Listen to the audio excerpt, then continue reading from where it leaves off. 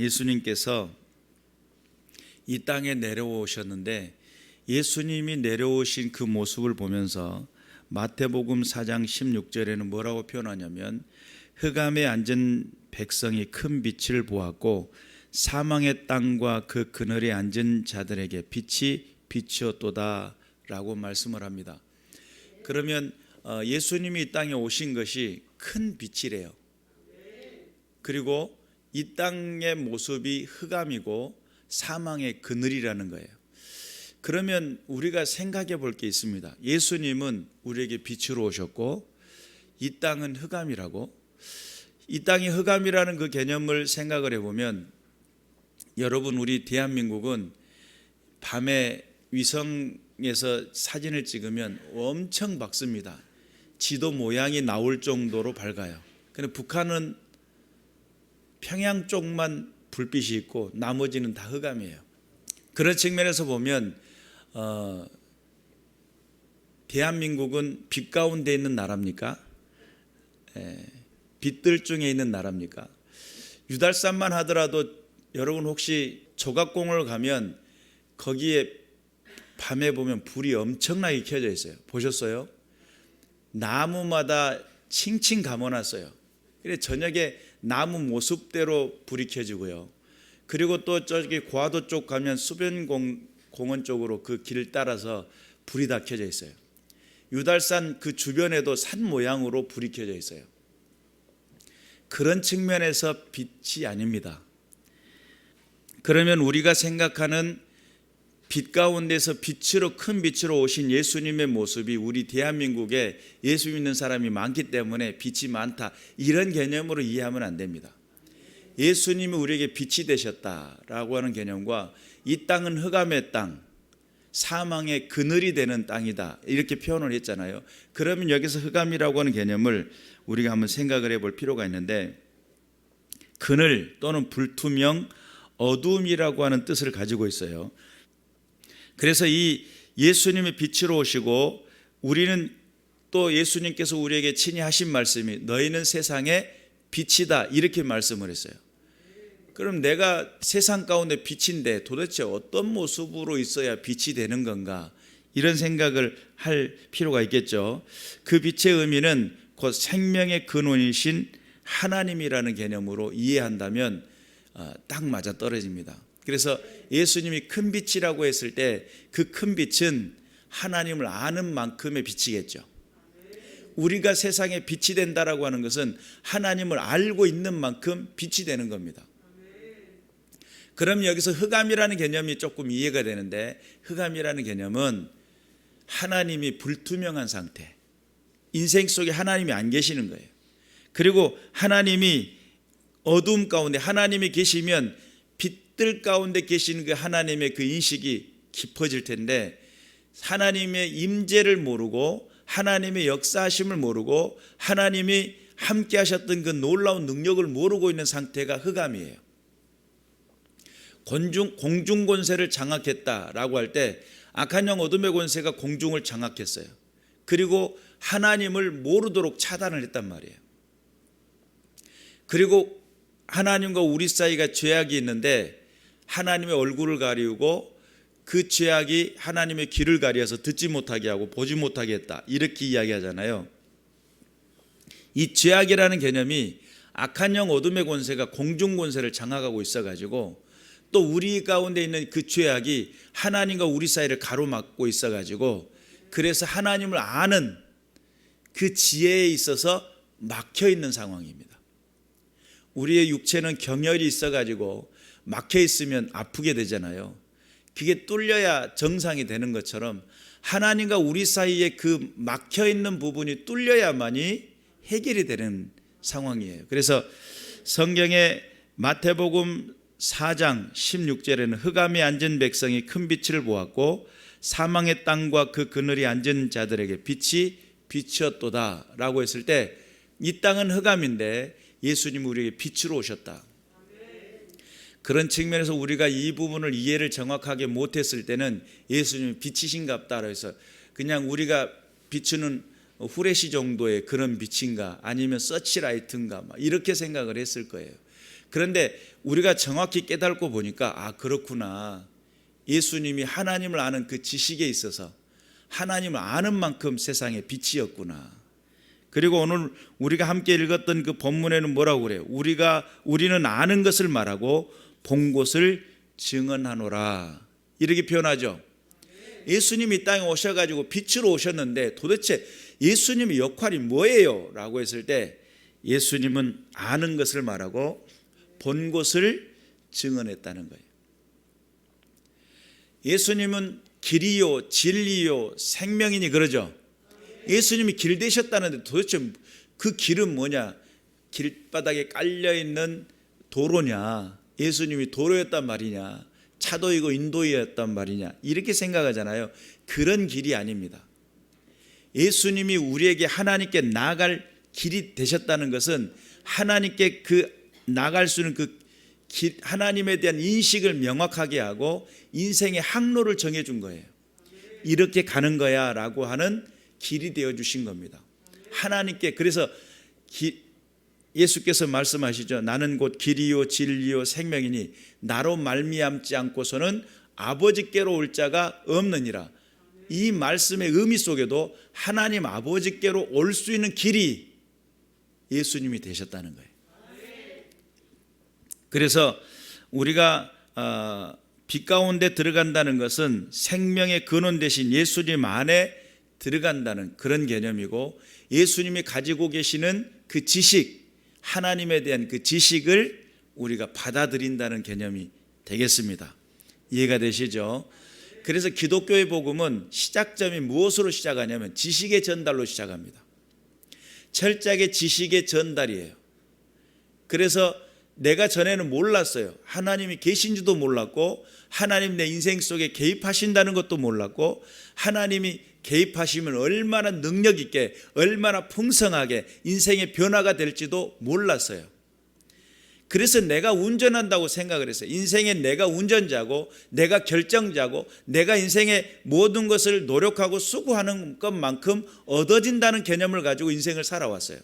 그런데 예수님은 뭐라고 말씀하시냐면, 하나님은 전지전능하시고 무소부재하시며 영원불멸하시는 분이시다. 내 인생 속에 찾아오셔서 임마누엘 하기를 원하시는, 하나님 우리와 함께 하기를 원하시는 분이시다. 우리 인생 속에 내 인생에 개입하셔서 내가 결정하고 나아가는 그 모든 그 길 가운데 하나님이 함께 하기를 원하셨다는 거예요. 그래서 내가 결정하는 그 부담감이 줄어들었어요. 내가 인생을 살고 내 인생의 목표가 된다라고 했던 그 모든 것들이 하나님께서 원하시는 뜻이 있다는 거예요. 하나님의 부르심이 있고 하나님 원하시는 삶이 있다는 걸 알게 됐어요. 수고하고 무거운 짐진 자들아 다 내게로 오라. 내게로 와서 배우라라고 예수님이 그렇게 말씀하시잖아요. 그래서 우리의 기독교의 복음은 처음에는 지식의 전달로 시작되는데, 그 지식의 전달의 그 핵심이 뭐냐면 우리가 아는 것을 말하고 본 것을 증언하는 것으로부터 시작을 합니다. 예수님이 아는 것을 말하고 본 것을 증언해 주시는데, 그것을 듣는 백성들이 오늘 이 본문에는 뭐라고 표현해요? 그러나 너희가 우리의 증언을 받지 아니하는도다 그랬어요. 그러니까 예수님의 전도도 어느 부분에서는 막혀 있었어요. 어떤 부분에서? 예수님을 안 믿기로 작정한 사람들한테는 예수님이 전에도 안 믿었어요. 여러분, 우리가 생각을 하잖아요. 오늘날 예수님이 오셔서 내게 말씀하시면 나는 순종하고 주를 따르겠습니다, 이렇게 결단들 하시잖아요. 사실은 예수님이 오셔가지고 수없는 많은 기적을 보이시고 능력을 나타내시면서도 복음을 전했는데 듣지 않는 사람들이 있었다는 거예요. 막혀 있어요. 아니, 생각을 해보세요. 하나님, 예수 구속사의 방법을 통해 가지고 우리를 구원하시는데 하나님의 능력으로 확 구원해버리면 안 됩니까? 벌줄 사람 확 벌줘버리고 구원할 사람 한꺼번에 확 구원해버리면 그건 쉽게 끝나는 거잖아요. 이렇게 표현할 수 있잖아요. 그런데 하나님께서는 우리에게 자유의지를 주셨어요. 그것을 변동하지 않아요. 하나님은 내게 뭘 주셨어요? 자유의지를 주셨어요. 내가 스스로 생각하고 스스로 결단하고 스스로 나갈 수 있는 길을 주셨어요. 그래 하나님은 우리에게 뭘 원하시냐면 하나님의 뜻을 우리에게 알려줘요. 나의 뜻은 이것인데 넌 따르지 않겠니? 라고 하는 선택을 우리에게 맡겨요. 그럴 때 우리가 선택을 하는 순간에 우리가 쓸 수 있는 게 뭐냐면 내가 그걸 선택할 때 무엇을 쓰는 거냐면 내 믿음을 쓰는 겁니다.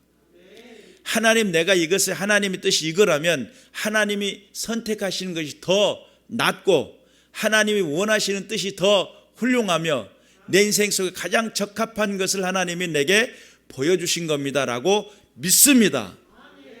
그래서 우리가 믿음이 필요할 때는 언제 필요하냐면 선택의 기로에 설 때 우리의 믿음이 필요해요. 내가 무언가를 선택할 때는 믿음이 반드시 필요합니다. 불확실한 것을 선택해가지고 이것이 될까 말까, 투자를 할 때 이것을 투자하면 될까 안 될까. 근데 많이 공부를 하잖아요. 이걸 투자하면 될 것 같으니까 투자를 하는 거죠. 될 것 같으니까 그걸 투자하고 될 것 같으니까 시행하는 겁니다. 그런데 그 결과는 될 수도 있고 안 될 수도 있잖아요. 그러나 하나님에 대해서 하나님이 나를 인도하시기로 작정했는데 그것에 대해서 내가 선택하는 것은 하나님이 내가 선택하는 것보다 하나님이 선택해 주신 것이 더 낫다는 그때 믿음을 쓰는 겁니다. 아무 때나 믿음을 막 써버리면 곤란해요. 다른 사람을 보면서 막 정지하면서 믿음 써버리면 안 됩니다. 하나님 앞에 내가 진정한 믿음, 하나님이 하신다는 그 믿음, 그때 믿음을 발휘하는 겁니다. 저와 여러분은 그런 선택의 순간에 하나님이 더 옳습니다. 하나님이 더 강하십니다. 하나님이 능력 있으십니다. 라고 하는 믿음의 선택이 있으시기를 주님의 이름으로 축원합니다. 시편에는 107편 23절 이하의 말씀이에요. 배들을 바다에 띄우며 큰 물에서 영업하는 자들. 그러니까 여기서 큰 물에 놀고 싶은 사람들이죠. 쉽게 말하면 얕은 물가에서는 고기가 큰 물고기가 잡혀요, 작은 물고기가 잡혀요? 작은 물고기가 잡힐 수밖에 없어요. 왜냐하면 얕은 물이니까. 그러면 큰 물에 가는 사람들은 뭘 잡고 싶은 거예요? 큰 물고기를 잡고 싶은 거예요. 그런데 성경은 뭐라고 표현하냐면 여호와께서 행하신 일들과 그 기이한 일들을 깊은 바다에서 보나니 여호와께서 명령하시니 광풍이 일어나 바다 물결을 일으키는도다. 사실은 큰 물에 나가서 큰 것을 좀 해보고 싶었는데 하나님이 허락하지 않으면 큰 것을 우리는 그걸 얻을 수가 없습니다.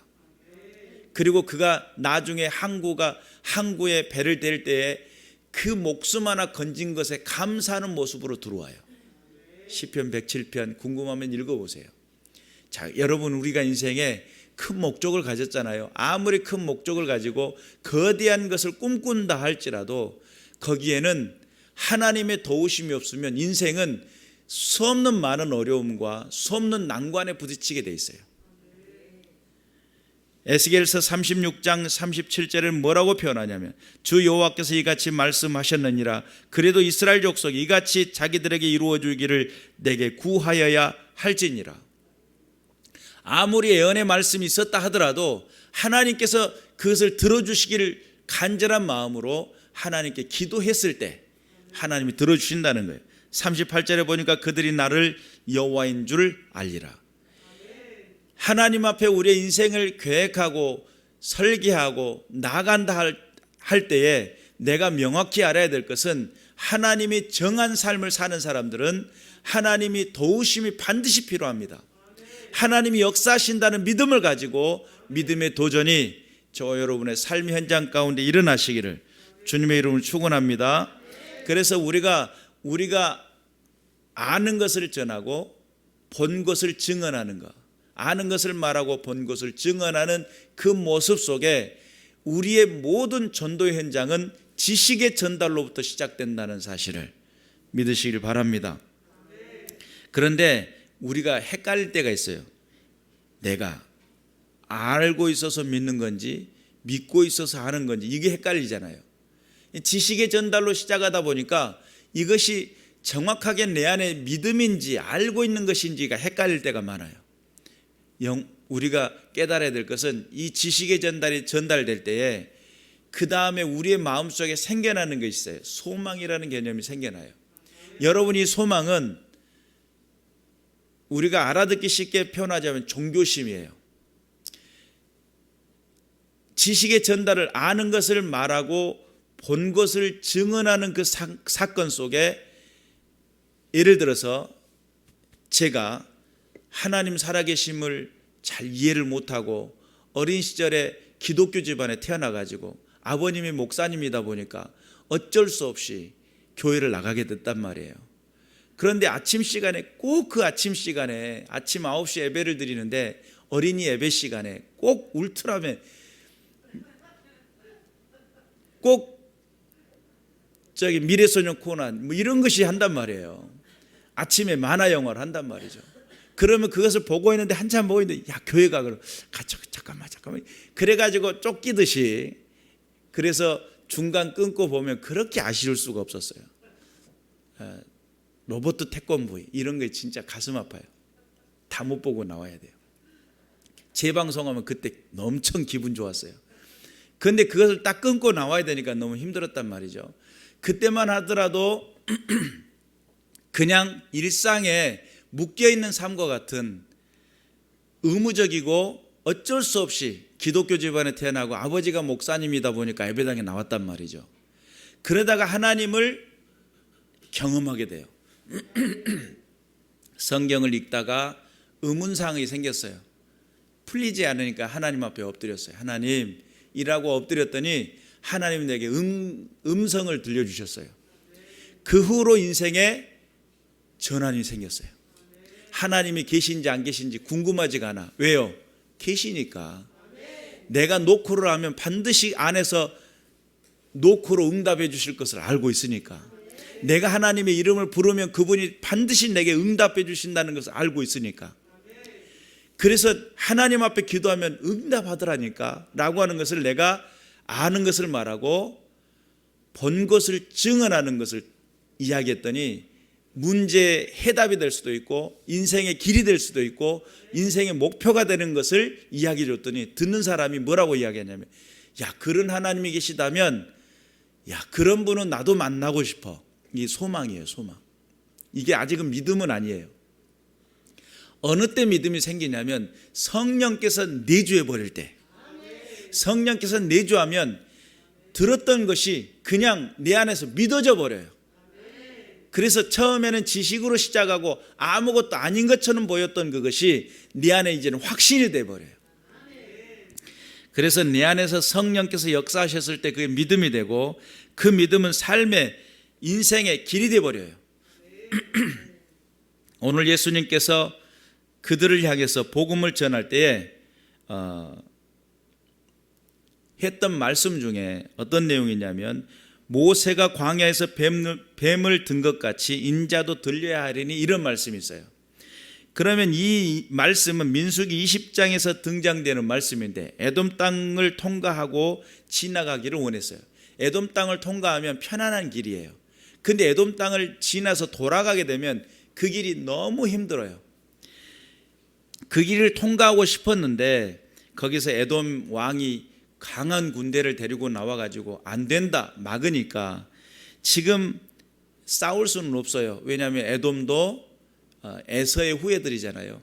하나님께서 그들을 축복했기 때문에 그래서 형제 간의 싸움을 하나님은 원치 않았어요. 그러니까 거기를 지나갈 수 없고 싸우면 분명 하나님이 이스라엘 편을 들어주시겠지만 그럼에도 불구하고 하나님은 원치 않아서 돌아가게 됩니다. 돌아가면서 그 돌아가는 길이 너무 험난하니까 그 길 때문에 마음이 상한 거예요. 그래가지고 하나님을 원망하는 겁니다. 아니 하나님이 계시다면 나를 좀 평안한 길로 가게 하시지 이 고생한 길이 뭐냐고 원망하게 됐어요. 그때 나타났던 것이 뭐냐면 불뱀이에요. 불뱀이 나타나가지고 사람들을 물기 시작하니까 수많은 사람들이 죽고 그 가운데 불뱀 때문에 고통당하고 있는 사람들, 그때 백성들이 하나님을 향해 원망을 5절에 하다가 6절에 불뱀을 백성들이 물게 하고 7절에 회개하게 됩니다. 우리가 범죄하여 싸우니, 회개하니까 하나님께서 모세에게 뭐라고 이야기하냐면 노뱀을 달아 그것을 쳐다보는 사람들마다 살게 할 것이다 이랬어요. 그랬더니 노뱀을 장대에다 높이 달아놨더니 그걸 쳐다보는 사람들마다 살았어요. 여기 핵심은 뭡니까? 자, 여기 핵심이 뭐예요? 노뱀인가요? 뭐예요? 말씀을 의지하는 믿음이에요. 그런데 이 말씀을 의지하는 믿음인데 왜 그러면 노뱀이냐는 거예요. 하나님은 사람의 수준의 눈높이에 낮추셔가지고 우리가 이해할 수 있는 만큼의 수준으로 낮춰줘요. 그러니까 노뱀을 장대에다 걸고 쳐다봐라. 여러분, 노뱀을 쳐다봤으니까 노뱀의 영험이 나타나가지고 영적인 능력이 나타나 노뱀의 눈에서 막 빛이 나와가지고 고침을 받았을 것이다. 이렇게 착각을 한 다음에 사람들이 뱀의 형상을 섬기는 사람들이 생겨나기 시작했어요. 근데 사실은 그게 아니거든요. 우리가 명확히 깨달아야 될 것은 여기 핵심은 뭐냐면 말씀을 의지하여 바라봤더니 나았다는 것을 알아야 돼요. 오늘 그 말씀을 토대로 해서 예수님이 무슨 이야기를 하냐면 모세가 광야에서 뱀을 든 것 같이 인자도 들려야 하리니 이는 그를 믿는 자마다 영생을 얻게 하려 하심이니라. 그러면서 여기서 핵심이 믿는 자마다라고 하는 믿음이 강조가 돼요. 그래서 우리가 구원받는 것은 어떻게 구원을 받느냐면 지식으로 전달은 받지만 내 안에 그것이 믿어져야 돼요. 몰라서 죄를 짓고 몰라서 지옥 가는 백성들이 없기를 주님의 이름으로 축원합니다. 분명히 그 말씀을 들었다면 여러분 하나님 나라에 천국 가기를 원한다면 그 사실이 믿어지시길 바랍니다. 인자가 들려야 하리라 라고 했을 때 이 인자는 예수 그리스도를 말하고 예수 그리스도가 십자가의 죽으심을 말합니다. 그러면 여러분 십자가가 중요한 것이 아니면 예수님이 그 죽으심을 통해 내가 용서받았다는 게 중요한 거예요. 사실은 십자가는 상징적인 것뿐이에요. 이게 있어도 없어도 있어도 그만 없어도 그만이에요. 오늘날 기독교를 상징하는 게 십자가잖아요. 우리는 십자가를 믿는 종교가 아니에요. 정확히 따지자면. 그래서 십자가의 개념은 사실은 예수님이 우리를 위해 죽으셨다는 것을 인식하는 것이지 십자가 바라보고 십자가 놓고 십자가 앞에서 간절히 손을 모아서 기를 모아가지고 주여 십자가가 능력이 나타나는 게 아니에요. 광야에 들렸던 뱀의 노뱀에서 능력의 영험함이 나타난 것이 아니었듯이 십자가에서 영험함이 나타나는 게 아니에요. 여기에서 그 의미를 알아야 돼요. 예수님이 십자가의 그 죽으심을 통해 그 의미가 나의 모든 죄를 용서했다는 그것이 믿어져야 돼요. 내 죄가 사해졌다는 것이 믿어져야 돼요. 죄를 가지고는 하나님 나라 갈 수가 없어요. 오늘 우리가 잘 아는 말씀, 하나님이 세상을 이처럼 사랑하사 독생자를 주셨으니 이는 그를 믿는 자마다 멸망하지 않고 영생을 얻게 하려 하심이라. 아들이 있는 자에게 생명이 있고 아들이 없는 자에게 생명이 없다라고 성경은 이야기하죠. 그러면 아들이 있다라는 개념은 뭐고 아들이 없다는 개념은 뭐냐는 거예요. 나를 사랑해서 예수 그리스도를 우리에게 독생자를 주셨는데 그를 믿는다는 것은 뭐고 믿지 않는다는 것은 뭐냐는 거예요. 명확히 알아야 될 것은 그 믿음의 그 의미 안에는 예수님이 내 대신 십자가에서 대신 죽으셨다는 그 죽으심을 통해서 내 죄가 사해졌다는 이 개념이 믿어져야 돼요. 아들이 있다는 것은 어떤 거냐면 그 예수가 나를 위해 죽으심으로 나를 대속하신 분이신 것을 알아야 돼요. 이것이 믿음이 돼야 됩니다. 그래서 목걸이에다 십자가 걸고 귀에다가 귀고리 십자가를 걸면 내가 십자가 짐진과 같은, 그래서 내가 기독교인 것 같은, 기독교인인 것 같은 그런 어떤 상징적인 의미는 있겠지만 그러나 명확히 깨달아야 될 것은 그것 때문에 천국 가는 게 아닙니다. 여러분 안에 그 십자가에서 죽으신 예수 그리스도의 그 흘리신 그 보혈의 피가 여러분 안에 믿음으로 와닿아야 돼요. 내 죄가 사해졌구나, 악한 영 어둠의 권세가 만지지도 못하는구나, 라고 하는 것이 분명히 믿어져야 돼요. 그러한 사실을 오늘 예수님은 피 묻은 말씀, 예수 그리스도의 십자가의 그 말씀에 대한 이야기를 미리 하고 계시는 거예요. 모세가 광야에서 뱀을 든 것 같이 인자도 들려야 하리니, 들려진다는 거예요.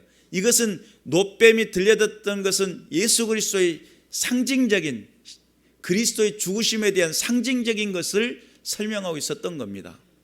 그리고 오늘 여기에서 18절에 보니까 그를 믿는 자는 심판을 받지 아니하는 것이요 믿지 아니하는 자는 하나님의 독생자 이름을 믿지 아니함으로 벌써 심판을 받은 것이니라. 우리가 예수 이름으로 기도도 하고 예수 이름을 믿음으로 천국도 가요. 그럼 예수 이름을 믿는다는 그 개념은 말 그대로 그냥 예수 그러면 될 줄로 알았는데, 주여 주여 하는 자마다 다 천국 가는 것이 아니고 아버지의 뜻대로 하는 자가 천국 간다라고 성경은 또 그렇게 이야기하잖아요. 그러면 그 이름을 부른다는 그 개념의 그 의미를 정확히 알고 있어야 하나님 앞에 바른 길 가게 돼요. 예수님은 우리에게 길 되셨는데 그분이 인생 속에 내 모든 죄를 담당하시고 짊어지시고 십자가에 죽어주심으로 하나님 앞에 우리의 구원의 길, 영생의 길을 열어놓으셨다. 믿으시기를 주님의 이름으로 축원합니다. 그래서 정죄는 이것이니 곧 빛이 세상에 왔을 때 사람들이 자기 행위가 악함으로 빛보다 어두움을 더 사랑하는 것이다. 여러분의 인생 속에 빛보다 어두움을 더 사랑하는 사람들은 악을 행하는 자마다 빛을 미워한다는, 빛으로 오지 아니하는 이는 행위가 드러날까 함이라는 거예요. 결론적으로 내가 몰라서도 죄를 짓지만 하나님을 정확히 알고 나면 하나님께서 원하시는 길이 있어요. 그것을 하지 않으려고 애쓰다 보니까 결국은 그 행위가 악해지는 거예요. 자, 연관성이 조금 깨어집니까? 우리의 행위가 왜 그렇게 악해지는가라고 했을 때 하나님이 원하는 길이 있고 행동하기를 원하는 행동 방식이 있어요. 그걸 자꾸 벗어나니까 죄악 가운데 내 육체의 욕심을 따른 내 마음에 원하는 것을 행하여 본질상 진노의 자녀가 되는 겁니다. 믿으시기를 주님의 이름으로 축원합니다. 진리를 따르는 자는 빛으로 오나니 그 행위가 하나님 안에서 행한 것임을 나타내려 함이라. 결론적으로 빛으로 온다는 그 개념 속에는 예수 그리스도께서 그 아는 것을 말하고 본 것을 증언하는 우리의 증언이라고 하는 예수 그리스도의 그 증언함의 삶의 모습으로 우리의 사이클이 맞춰지는 겁니다. 주님 안에 들어가시기를 주님의 이름으로 축원합니다. 하나님께서 원하시는 삶의 자리로 나가실 수 있으시기를 주님의 이름으로 축원합니다. 그래서 삶이 철저하게 하나님 안에서 내가 행동하는 것도 내가 기도하는 것도 내 삶의 이유를 갖는 모든 그 의미를 명확히 알고 믿어야지 대충 예배당에 앉아서 예배 드렸으니까 천국 가겠지. 미안하고 죄송한 말씀이지만 천국 못 갈 확률이 많습니다. 예배당에 나왔으니까 천국 가겠지. 아니라니까요. 예수님과 나 사이에 인격적인 만남이 반드시 필요합니다. 그분이 나를 위해서 무엇을 하셨는지 명확히 깨달아야 됩니다. 내가 예배당에 말씀 듣고 그때 아멘을 했으니까 천국 가겠지. 아닙니다. 그분이 여러분 안에 믿음으로 와 닿아야 합니다. 그래서 내가 예수님 하면 내 안에서 그분이 확신되어지고 확증되어지는 분명한 믿음이 있어야 됩니다. 고린도 후서 13장 5절에는 너희 안에 예수가 계신 것을 확신하지 못하면 너희는 버리운 자니라. 내 안에 예수가 계시면 확신은 어떻게 확신이 그한다는 거죠? 애매하죠. 이 영적인 체험이기 때문에 그래요. 그분이 내 안에 내주하셔버리면 그분에 대한 존재인식이 명확해져 버립니다. 그리고 그 존재인식이 명확해지면서 내 안에 알미 더 풍성해지고요. 알미 풍성해지면 질수록 내 안에 믿음은 더 확고부동해지고요. 흔들리지 않는 믿음이 되어버려요. 그래서 여러분, 예수 믿는 사람은 배움을 멈추지 않습니다. 배우기를 멈추는 사람은 믿음은 자라지 않고 성장하지 않은 믿음으로 멈춰버리는 거예요. 여러분 예수님을 믿겠다라고 작정하는 사람들은 철저하게 말씀을 연구하고 배우고 묵상하고 그분을 더욱더 깊이 있게 깨달아 알아가시는 믿음의 군사들 되시기를 주님의 이름으로 축원합니다. 우리가 모르니까 사용을 못하는 거예요. 여러분 어르신들 스마트폰 주면 다 사용합니까? 여보세요 근데 거꾸로 전화할 수도 있고요. 이게 다 몰라요. 저도 이게 모르는 게 너무 많더라고요. 요즘은 이제 계속 업그레이드가 되니까 모르는 기능들이, 새로운 기능들이 막 생겨나요. 근데 우리는 뭐가 편하죠? 사용하던 것이 편해요. 그냥 늘상 하는 것만 하는 거예요. 전화 받는 것 외에는 사용하지 않는 사람들도 있고, 알고 나니까 이 검색하는 기능도 있고, 알고 나니까 저장하는 기능도 있고, 알고 나니까 여러 가지 많은 기능들이 함께 들어있어요. 우리의 인생에 하나님을 아는 만큼 하나님 안에서의 삶을 누리게 되는 겁니다. 하나님이 이것도 들어주신다고, 이것도 이렇게도 하실 수 있다고 아는 만큼 우리의 믿음의 영역은 넓혀지는 겁니다. 그런데 내가 적용해보지 않고 그것을 경험해보지 않으면 결단코 하나님의 그 능력을 모른단 말이에요. 신유도 마찬가지입니다. 하나님을 내가 아는 만큼 그 영역이 확대가 되는 겁니다. 내 몸을 고칠 수도 있다고, 내 영혼에 성령의 은혜를 주셔서 내 삶의 인생이 달라지게 된다고, 아니 인생만이 아닌 그 길의 인생의 만남까지도 하나님께서 내 인생의 만남까지도 결정하셔가지고 오늘은 하나님의 특별히 어떤 사람을 보내가지고 만났다는 거예요. 그 사람은 감동돼서 왔고요. 전혀 생각지도 못했던 새로운 일들이 일어난다는 거예요. 2023년도에는 그 새로운 역사들, 하나님이 새롭게 일하시는 역사들이 일어나시기를 주님의 이름으로 축원합니다.